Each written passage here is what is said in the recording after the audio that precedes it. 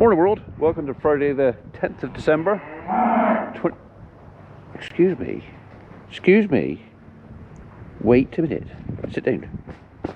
Dirty, look at the state. I've got to start that again now.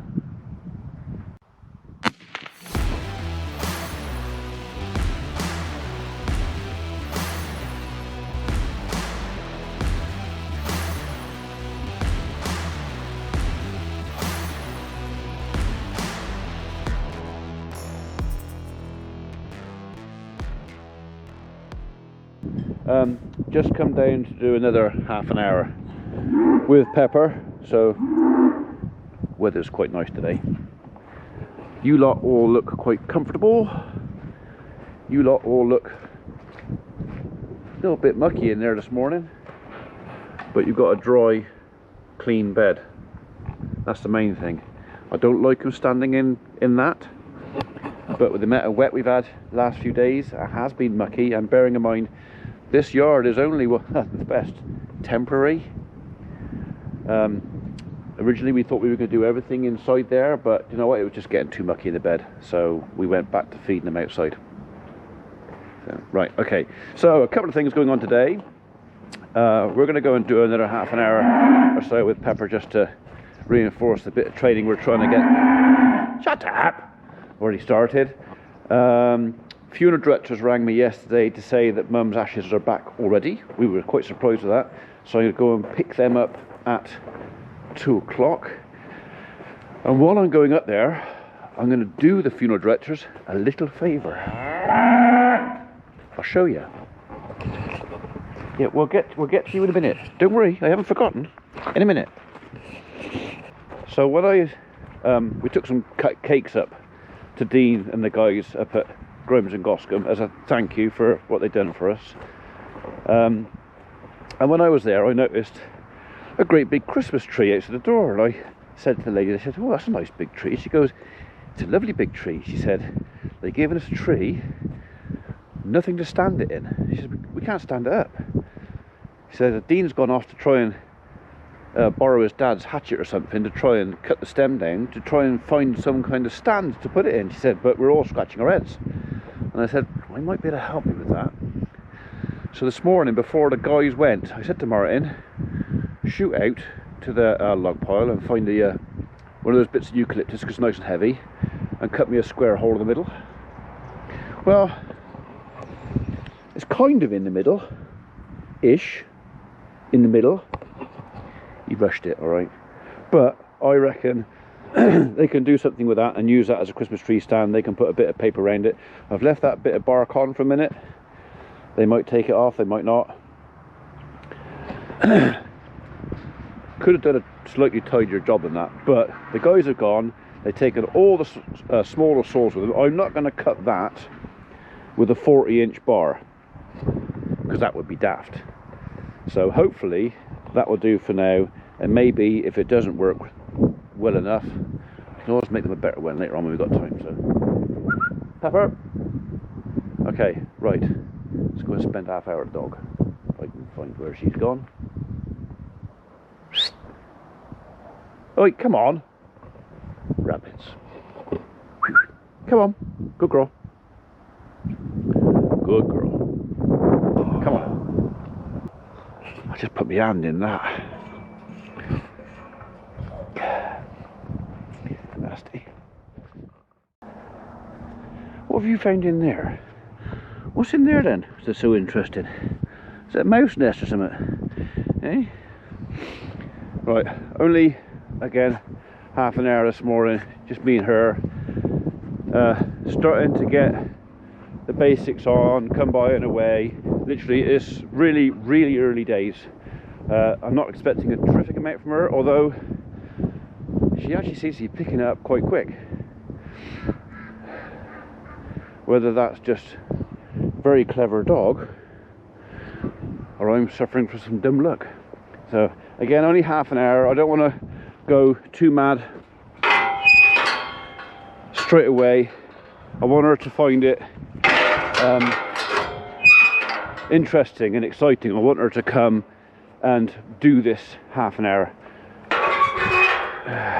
I think it's one of those things where you can try and ask too much too soon, and the dog, I don't think she'd lose interest, but it stops being fun.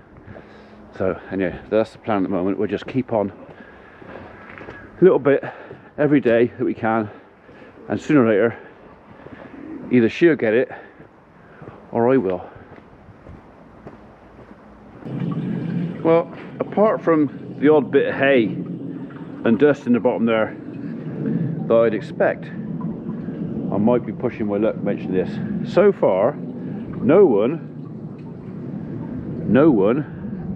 has crapped in the water tank. They've crapped in the little tiny one up there. I've cleaned that out twice now. That is up next to the feeder. That's one of the reasons why the feed's down there and the water's up here. But yeah, so far, touch wood, no one has laid a dump in there. Happy days. Oh, I better turn that light out too. I don't need that on now. I should have turned it out when I come down earlier.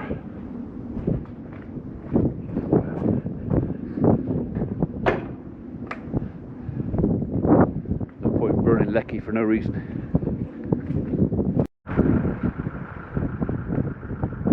Yeah, I really need to get on with some more of that too. I could really do with that corner being filled up. I haven't got so far to go with a skid steer then to feed those guys. Right, 12:10. I have got time to deliver a load of logs to Dursley. I'm on my way, Rex.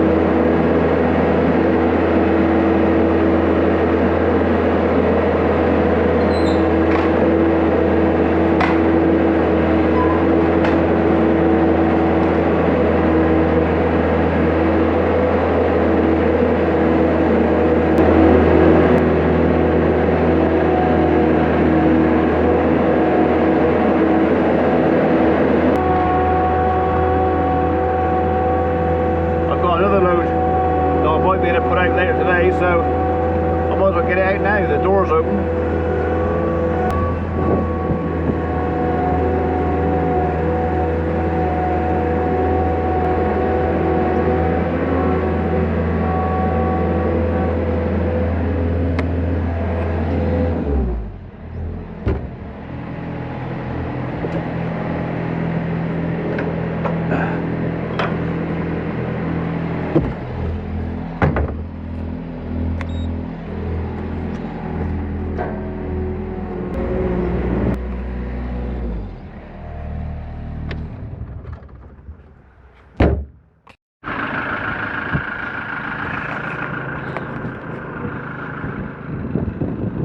Doesn't matter if that one falls off, nothing's going to go that way.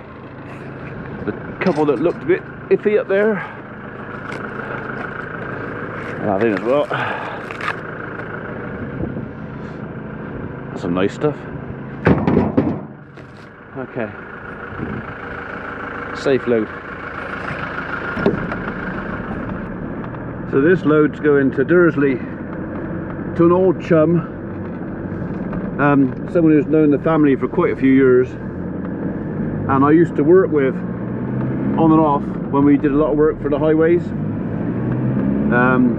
Rex did a lot of the like roadside maintenance, gullies, bit of curbing, minor repairs not on the road, so we came across him quite often when we were doing tree work, and he's a firm favourite. So most people in Dursley would know him for his old Unimog, which he tried up to 2 times to sell me when he was retiring, but I've never been a huge fan of the Mog. Definitely have uses for it, but although it can pull tow stuff that my Transit can't, and there was a time you could use red diesel on it because it was classed as a tractor. That's okay if you're for forestry, but no good for arb work. Forestry and arb are, they're not quite the same as far as the taxman's concerned. So, but the thing is, the tipping Transit tipping body holds as much as the Mog, and the amount of cross-country stuff we did, we got Land Rovers for that. So to me, unless you're doing an awful lot of work, cross-country, woodland, forestry, stuff like that, a Unimog for a tree surgery company is nothing more than a status symbol of, I've got a Unimog and you haven't. I've never wanted one. So, guys did. They kept saying, oh, we want a Mog. And I said, no, you just want to be seen driving a Mog. Yeah. But I'm not buying one just so you could be seen driving it. Besides that, it's left-hand drive. Oh, they ain't quite so keen when you remind them that they're nearly all left-hand drive.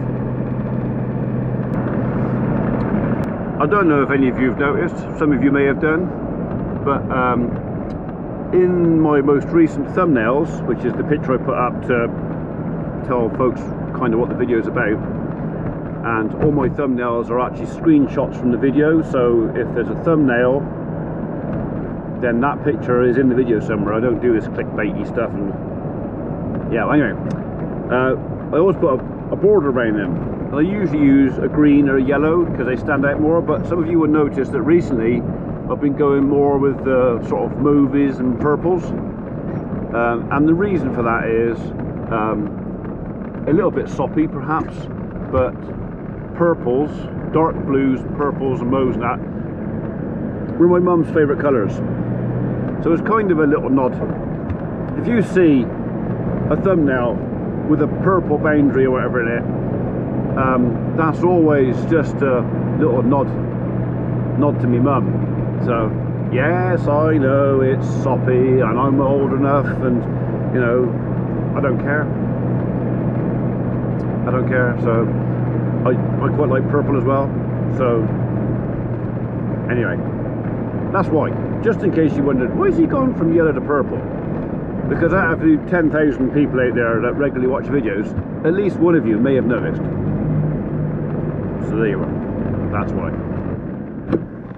Right. That's another happy customer. Mind you, he's got more logs than he can shake a stick at now, because his daughter ordered him a load as well. So, other load was very pretty, nice ash, but it's all split very small. So like I said, it's alright, and it'll burn lovely, but it'll burn fast.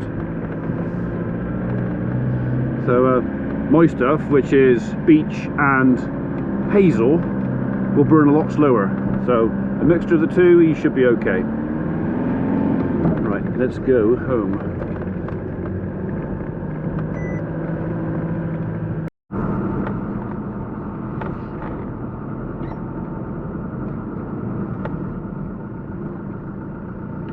Here we go.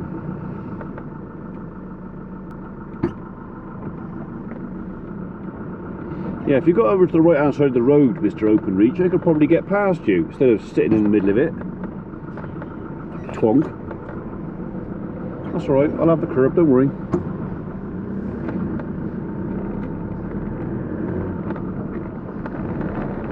I don't know what it is about folks and cars and road positioning and thinking of other folks.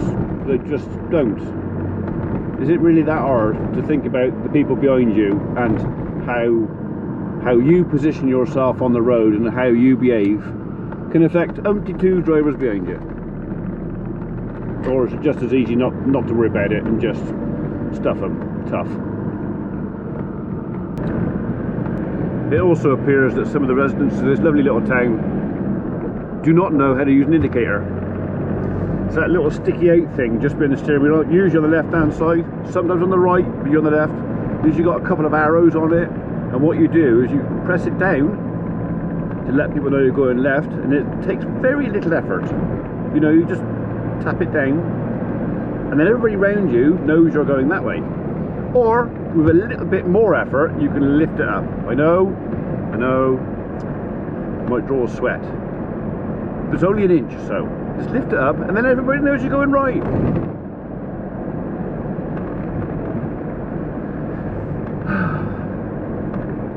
Right, I'll get off my soapbox now. Until later on, I'll find something else to complain about.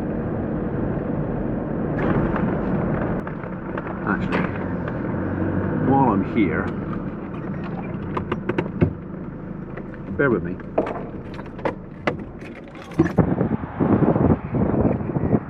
This is Kingsall Cemetery, where my mum is going to be laid to rest eventually. That there is the liquid amber tree that I planted 5-6 years ago. I asked the town council for permission to plant it over there, and they gave it to me.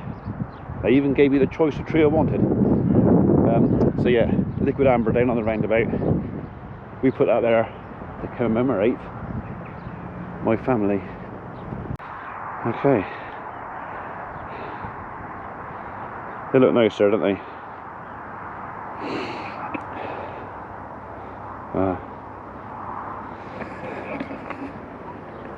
Just want to come and check.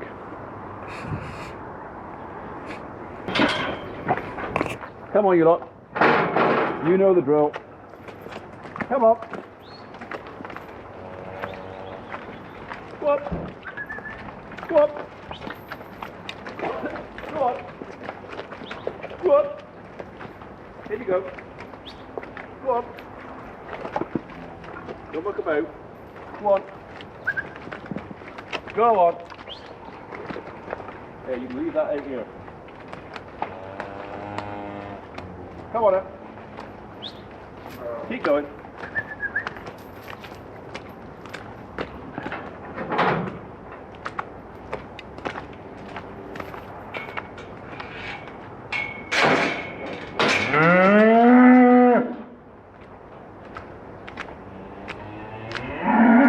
I like to do the feeding this time of night because then I know they've got plenty until tomorrow.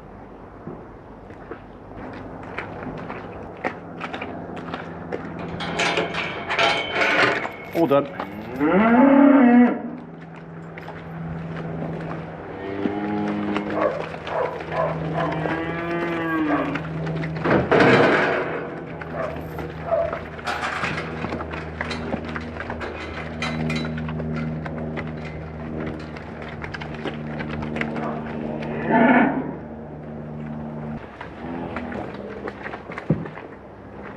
You know what?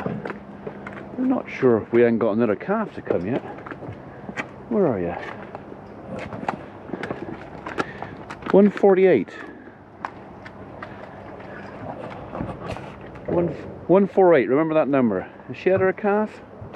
Because she looks like she's still carrying to me.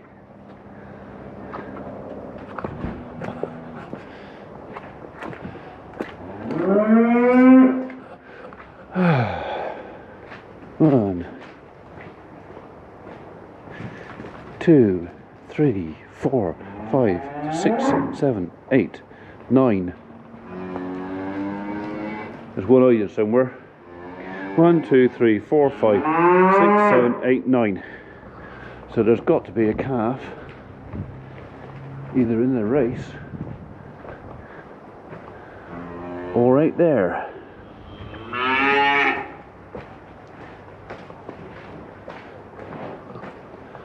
Not in there.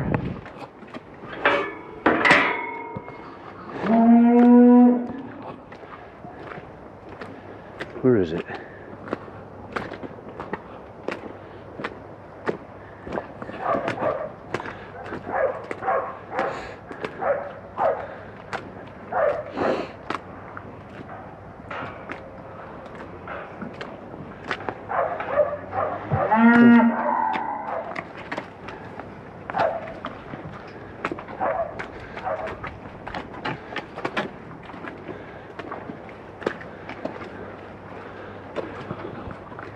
I've got one calf, likes to get in the ring feeder whenever it can. 1, 2, 3, 4, 5, 6, 7, 8, 9, 10. Little monkey was in here all the time.